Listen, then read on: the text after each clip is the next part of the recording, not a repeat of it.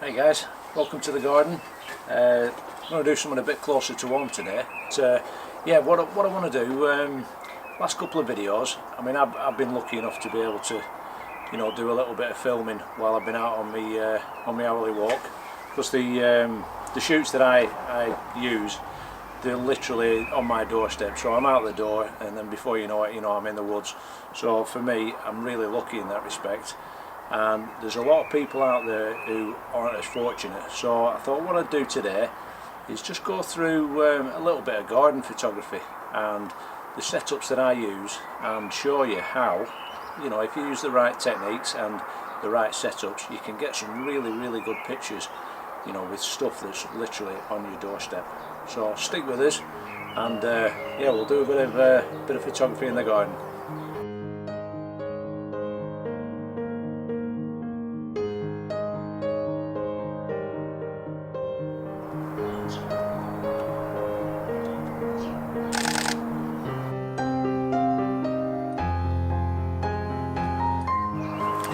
Okay guys, so first thing we're going to do, we're going to have a look around the garden and have a look at some possible locations where we can set a little feeding station up and put some perches.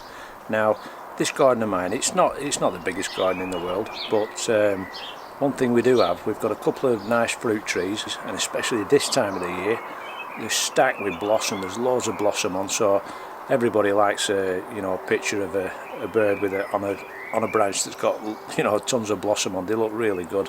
So now is an ideal opportunity. We've probably got a couple of weeks before all this blossom blows away, and that opportunity's gone then. So let's make the most of it. We'll see what we can get set up, and yeah, see if we can get some pictures.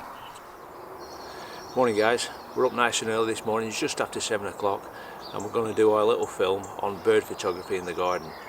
Now, one of the things you've got to think of first is the actual species that you're going to be targeting. Now, in this garden, I get all sorts of stuff. We get crows, magpies. What else do we get? We have woodpeckers. We get sparrowhawks coming through. But today, all we're going to target is those the little species that you generally get in the garden. We've got loads of sparrows because we've got privet edges all down one side, so they love to nest in the privet edges.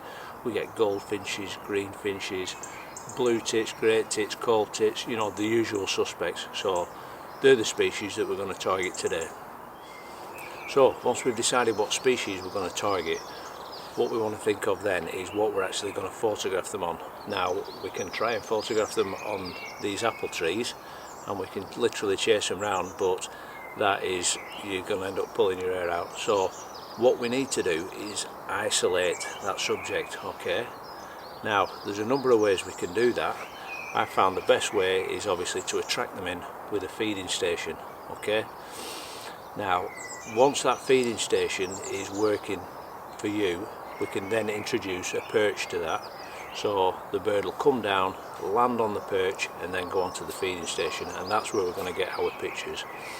So going back to perches, are we going to put something like that out? These are just some branches I was harvesting off the apple tree earlier on in the year that I've just kept hold of. That looks a bit rubbish, doesn't it? Or are we going to put something like that out? That's what I tend to use for a bird of prey. No, it's not going to suit, is it? So at the moment we've got these two apple trees in the garden.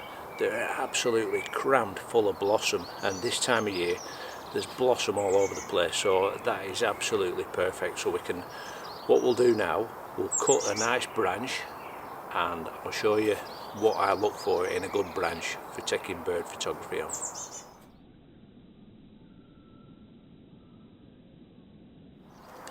So I've got all these fantastic branches on here with this blossom on. I want to look for the perfect branch now. I don't want one that's got too much blossom on it, but I want to find one that's got a bit of a gap. So ideally this one here, I've got that nice thin stem there, but I've got a lump of blossom there and there, so I have somewhere for the bird to actually land. If I pick one that's maybe too heavy with blossom, like that one in particular, it's not going to look weighted properly. It's not the actual picture isn't going to look balanced. I'm going to have all these flowers at one end and then I'm just going to have the bird sat there. So ideally something like that is what I'm looking for. So we're going to take that one off now. Just going to take it off with a pair of side snips, or if you've got secateurs, that'd be ideal.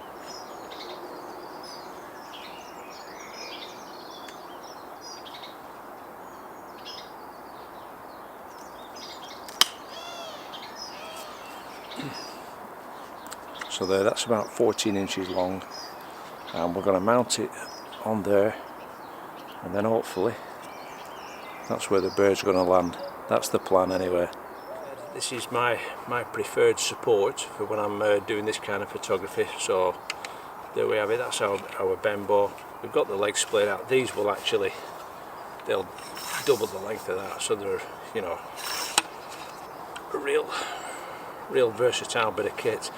Now what I tend to do, I'll take this, we have a little swivel head, take the swivel head off, and then that column will move up and down, and you know, the amount of versatility, I can move it all over the place. That'll move independently of the legs.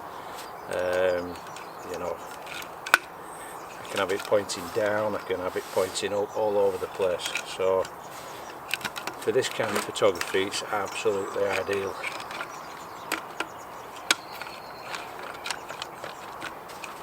There we go. So all we have to do now, again with our tape, think about what kind of orientation we want that in. So ideally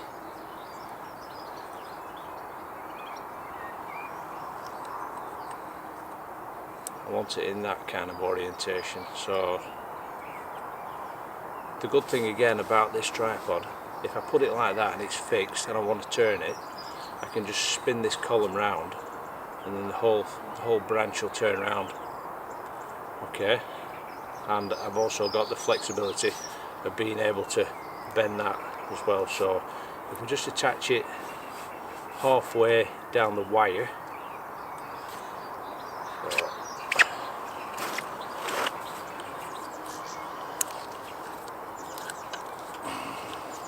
do that.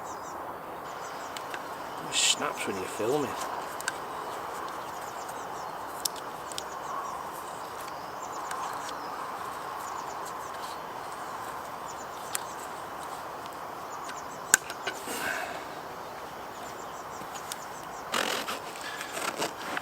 There we go. So we've got our branch now on our Benbo Trekker, and if we want to do any form of adjustment, we can spin that round. We can also bend that wire if we want to. So there we go, bent that, and it's still intact because of the wire giving it the strength. We can bend it up. We've got all sorts of options and possibilities. So now I'll move that out of the way. Now our big consideration is the background. What we don't want is a cluttered background, because it's just going to detract completely away from our subject. So I'm going to have a look around the garden. We've got a nice long privet edge there, and we've also got a weeping willow that is in full leaf at the moment, and I think that's probably going to be our best option. Kind of governed by the way of the sun as well. So think about the time of the day that you're going to be taking your photos. The sun at the moment is coming from over here, our feeding station's over there, so obviously we don't want to be facing into the sun. So that's kind of dictating the time of the day that we're taking our pictures, and it's dictating the background as well. So there, as you can see, that's our feeding station set up, and that is probably going to be our background. We've got that solid green privet hedge, and we've also got that weeping willow tree there. So what I want to do now is set this perch up so that hopefully the birds are going to fly in, they're going to land on this perch, then they're going onto our little bird table that we've set up.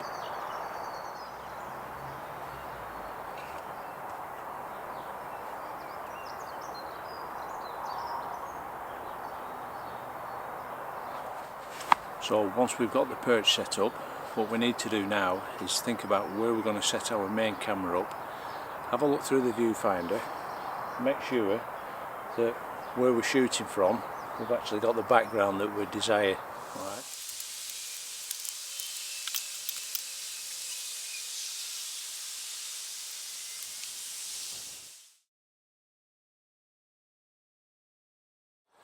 Now another thing is, it's alright photographing the birds in the garden, but it's how we actually get them into the garden. Now, if you're into wildlife photography and bird watching, I would imagine you probably feed the birds in the garden. Now, I have feeders out all the time. What I have done is I've made a small bird table for the purpose of this photography session. All I've done is gradually move the feeders off the tree and put them onto this bird table, and then I can put my branch next to the bird table and the feeders, and then the birds are more likely to go onto what I've created rather than the tree. Okay. Another thing as well, it's a good idea to put a dish of water down. It's not something that people consider really. The first thing they think, if they're going to attract birds into the garden, they're going to have to put feed. But especially this time of year, it's been really dry the last few weeks. They will probably more readily come down for a dish of water than the food at the moment. And another little trick that I found, if you dig the garden over, it might sound a bit weird, but if you've got borders and you've bare soil, give the borders a good wetting through with your hose pipe and then hoe it over, and you'd be surprised at how many birds will come down, especially blackbirds and thrushes looking for worms. If they see freshly turned over soil, they'll come down, and the more birds you can attract into the garden, it will encourage other birds to come as well. So that's just a little tip for you, but get your spade out.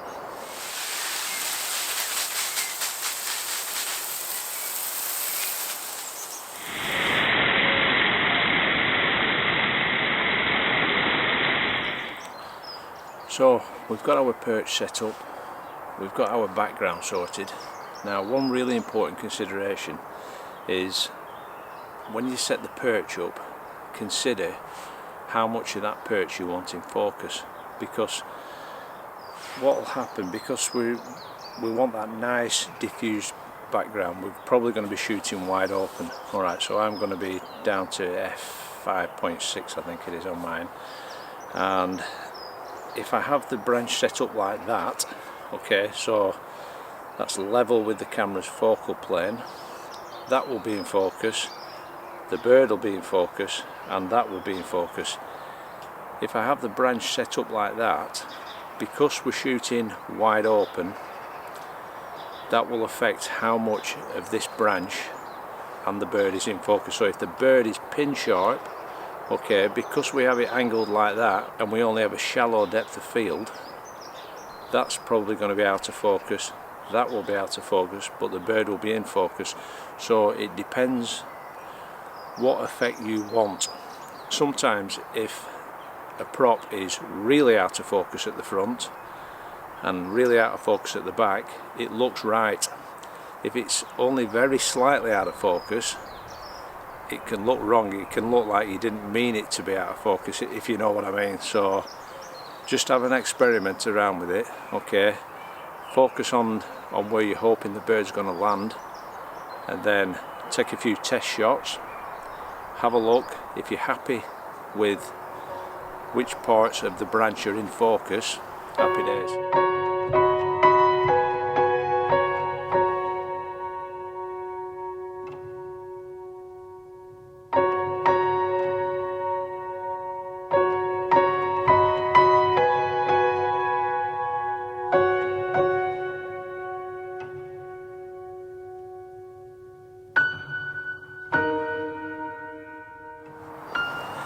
Morning guys. So yesterday we had our little setup, and how did we have it? We had the bird table, we had a couple of feeders, and we had that bit of blossom branch that was, you know, near the feeding station. Now for some reason we didn't have a lot of success yesterday There wasn't that many birds around. You know, it was bright. I don't know, a number of factors. It's weird, isn't it? I mean, you know, one day you can come out, the garden's full of birds, next day there's not so many. So like I said, we didn't have a lot of success yesterday, so we're having another do today. Now what I've set up, I had an old branch that had a load of bracket fungus on it. You know, it was just lying around in the garden. So I've set that up on, it's like a builder's, well, it's actually a joiner's roller. Just something to use as a support, really. I mean, that's the thing with this game, you've got to be quite inventive, really. So we've set that up, we've set it up at a bit of an angle, and we've put a feeding pot at the back of it. Now, already this morning I've had some great styling pictures, and we've had sparrows down on it, robins been down, so that for us today is working. That's the thing with this type of photography, you've got to be inventive and you've got to keep changing things around. You know, something that might work one day won't work on another day. So like I said, if you have a couple of hours at something and it's not working, don't be frightened of changing it around, and you know, you'll get the results. What we've also done, I've altered the distance between the actual the perch that we've put up and the background, because I wasn't getting as nice a softer a background as I wanted. So that's something to consider. So this one, it's probably about 6 meters from the background, and I'm probably about the same distance from the camera.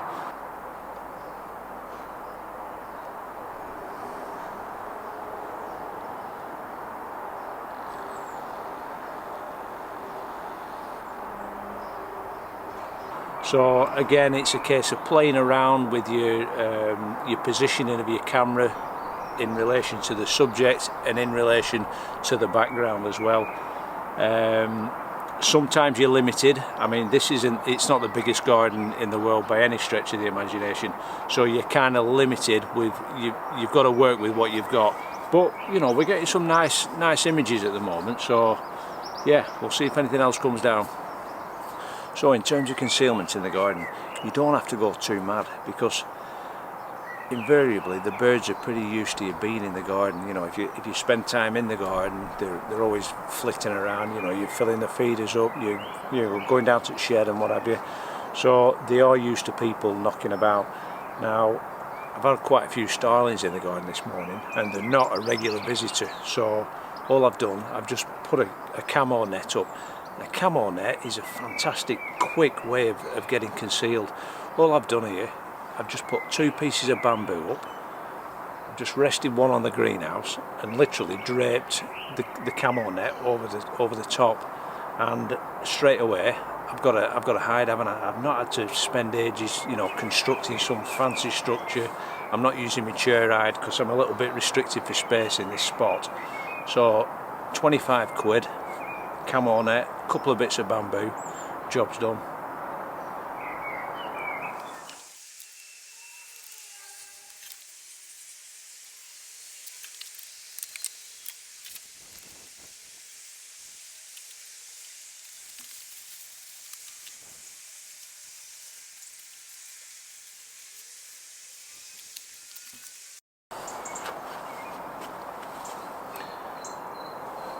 One good thing about back garden photography, plenty of brews on tap, and toast as well. You don't have to eat them nasty cold fig rolls, do we?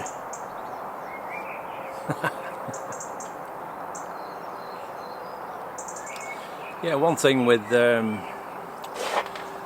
photography, you know, don't overcomplicate it, keep it simple really. I mean, all you've got to think about is your subject. First off, attract them in, you know, get them into the garden. So get your feeders out, fill them up regular, vary it as well. You know, I use Niger seed to get goldfinches down, general, you know, seed mix, peanuts, and what else do we put? Mealworms. They love mealworms, go mad for them. So it's not as easy getting birds into the garden, I don't think, in spring and summer, because there's a lot of natural food around as well, and they're looking for nesting material, and I think it's easier in winter myself, but you know, there's still a few birds around. but it's just a patience job really. You know, get your little setup sorted out, and don't be frightened of changing it around. You know, if it's not working after a couple of hours, you know, change it completely. Like yesterday, we were struggling a bit, to be honest. Now, I don't know what that was down to, whether it was down to the weather or what. It was weird. You usually get more birds than that, but it wasn't working. So this morning, you know, we've changed it round. We've put that log on, and straight away we've had birds coming down. You know, I've had great tits on, starlings. We've even had a wood pigeon on there. So it just goes to show, you know, 2 days it can be totally different. So, like I said, and it's really important to isolate them as well. You know, I mean, there's 2 big apple trees in this garden, and there's birds all over the blossom. But if I'm starting running around trying to get pictures of them, I'm flogging a dead horse, to be honest. So it's important to isolate. Get your feeders in the centre of the garden. Get them feeding confidently on that. Put your perch down, and then make the bird come to you, if you will. So as you can see on the back of this perch, all we've done here, we've just put a little feeding pot there, and all it is, it's a bit of a plastic top off a food container. Just drill an hole in the side, little screw in there, and then obviously make sure that wherever you're viewing it from, we were shooting from over there, you're not going to see the pot. Don't put it too low, you know, if you've got a thick perch, don't put it too low down, or the birds will come and they'll land straight on that pot. So you want it, you know, more or less up near the top, so they'll hopefully land on the top of the perch, and then they'll feed. But you know, you have a good chance of getting a few shots before they get into the feeding pot.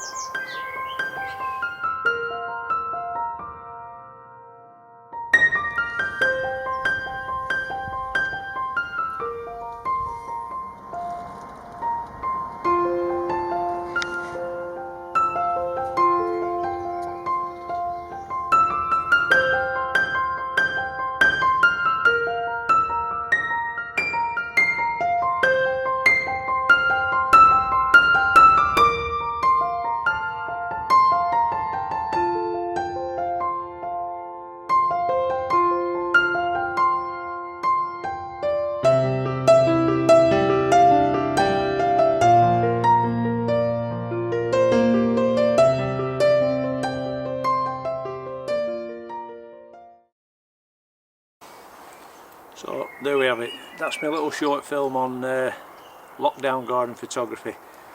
It's dead simple, honestly. Don't overcomplicate it. Alright, first thing, obviously find your subject, get some feeders down, get the birds feeding confidently, and then get yourself a perch. I mean, look at this scratchy old thing. I don't know where I picked it up from, but you know, it's done the job. It's been alright. When you're out and about, chuck a rucksack on your back. You know, if you just have a look round, and there's tons of, you know, suitable things knocking about, chuck them in your backpack. When you get home, knock a bit of a setup like this. Look at this, it's a right Heath Robinson affair, isn't it? But like I said, it's just I think it's a joiner's roller they call them, you know, for supporting wood. But you know, I've just knocked it together quick, and it's done the job. It's been alright. So like I said, don't overcomplicate it. Get some food down and get yourself a quick hide setup. Look at that again, right Heath Robinson job. But it's done, you know, it's done a job. You don't have to get a fancy hide, because the thing is with garden birds, they're used to you being around, so you've a good chance that they're going to tolerate you. I mean, I'm filming this and there's a big fat wood pigeon about 10 foot from me, so they will tolerate you, and you don't have to be as hidden as if you're out in the field. So that's the lockdown garden photography video done. Have a go. If you've liked it, give us a thumbs up, hit that bell notification, and then when I put a new video on, you'll get a notification in your emails. Thanks very much for watching. All the support's really appreciated, and share it if you like, and subscribe. Thanks very much, and take care, look after yourself, and we'll see you out there.